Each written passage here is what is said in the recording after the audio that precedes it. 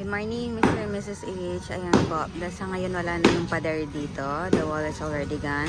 And then the wall inside the room is already gone also. I don't know inside the toilet. I don't know what's in there. But ayan. As you can see right now, the wall is so thick. That's why they're having hard time doing the smashing. This one, that one is the post.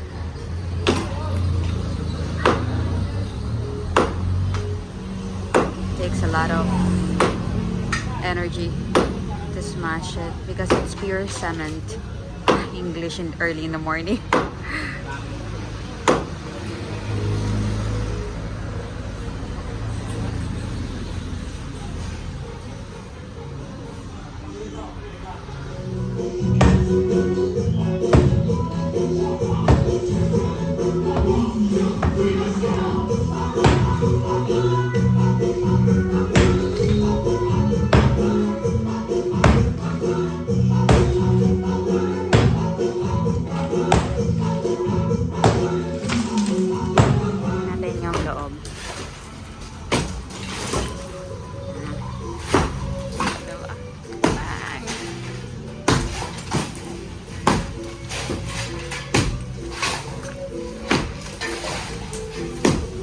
Music na sila.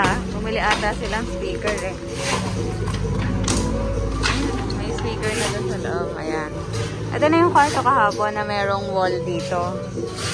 So, ayan na siya ngayon. Tinanggal na. Ito kasi madali lang tanggalin kasi drywall lang siya. Ayan si Kuya. Ayan. At kailangan maging maingat sa pag-aapak. Dahil maraming tao.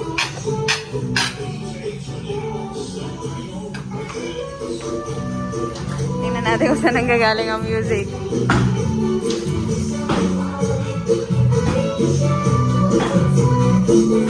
Ayan. Bumili nga sila ng speaker.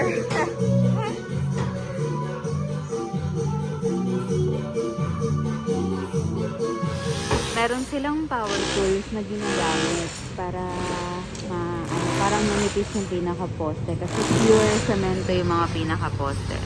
So this guy po, ito, siya yung sa mga pure na poste. Tapos yung isang guy sa loob, siya yung sa mga parang hollow blocks lang na pukpok. Tapos yung isa dun sa taas, siya yung sa mga kahoy na kinakabitan ng wire para matanggal na yung mga kahoy. Ayan, umaakyat mo siya dun sa taas. Ayan siya.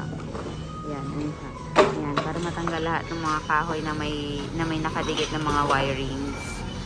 Ayan. Hindi pa mga pasok sa loob. Siguro pag nag-10 sila later, mga around 10, pwede kong videohan yung loob. Ayan. Pwede din tayo, akyat tayo dito sa taas. Para nakita natin yung out. Ano yan? Upper aerial view.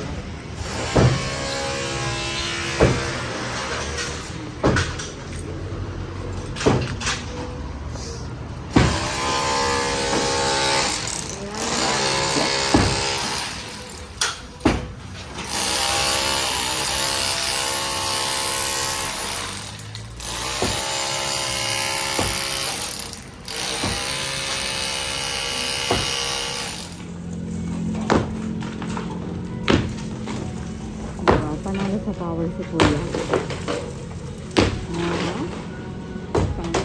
Sulit na sulit ang lusog. Madali lang yung mga pader na wala talagang poste. Ayan. Oo. Ito pa. Oh, one more. 1, 2, 3. Wala na.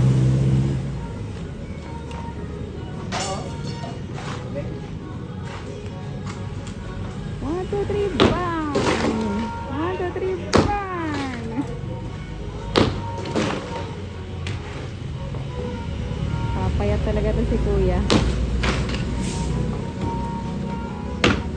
Oh, grabe. Ayan, grabe yung pawis nila. Oh. Ayun. Ayun na. Na welding na ni Jeric yung yun na yung ano niya. Martilyo. So, back to work.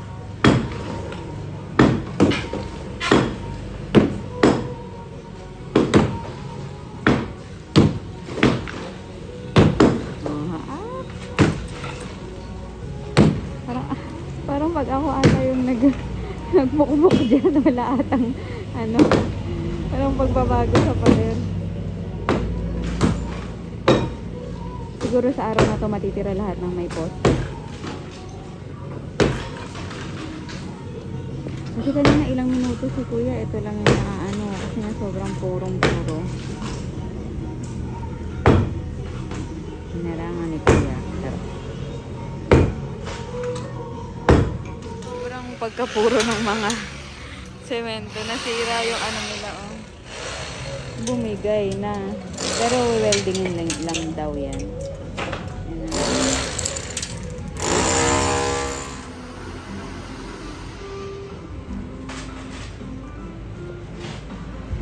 Nandun na siya nakaupo sa loob.